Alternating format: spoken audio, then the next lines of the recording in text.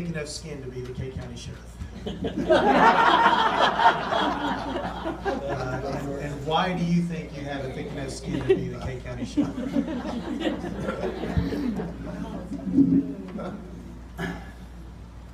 Let's see, pros and cons. No, I can assure you I have pretty thick skin. Over the last 18 years in law enforcement, any law enforcement will tell you, we have a pretty difficult job at times. Some folks don't know exactly what we do, why we do it. It gets back to educating the public, why we do things, why we have to. Especially when you enter into an administrative position, you have, you're held to a high standard, and sometimes you have people that make accusations, I guess you could say, or open up investigations on your department, and you can't really take those personal. It's hard. I always tell the deputies, don't take your job personal, don't take it home with you, because it's going to ruin your family life. And that's the last thing that any of us want, is to ruin our personal life. And we've seen a lot of good law enforcement officers end up in divorce, suicide. So you have to have some pretty thick skin to do this job. At the sheriff's office, as the sheriff, my door is always open. Anybody that believes that I have violated any laws or any policies, or just thinks that things could work a little bit better or done a different way, I would love to hear them.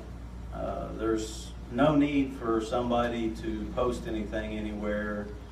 I just ask them to come talk and let's work it out.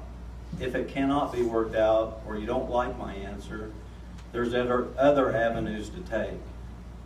I welcome an investigation from any agency at the Sheriff's Department at any time.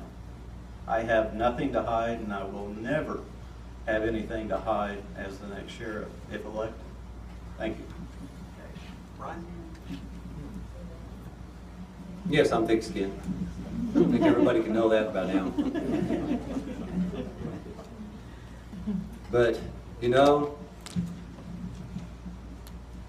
when there are allegations, let's just go ahead and go there. If there are allegations and you look into them, you research them, and that is what I do for a living. I make sure that I can prove that person innocent before I can take that case further to the district attorneys or to the AG's office for prosecution, because I don't prosecute cases, I only provide them facts and evidence. And based on what I've seen already, there's enough there to know and have reasonable suspicion and probable cause to believe that county funds have been misused.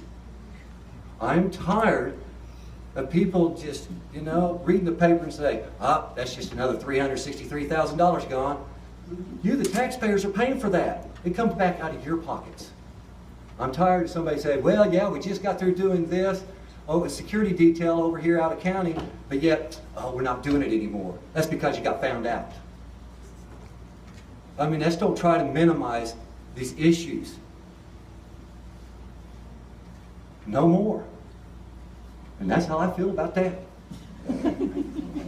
Tom?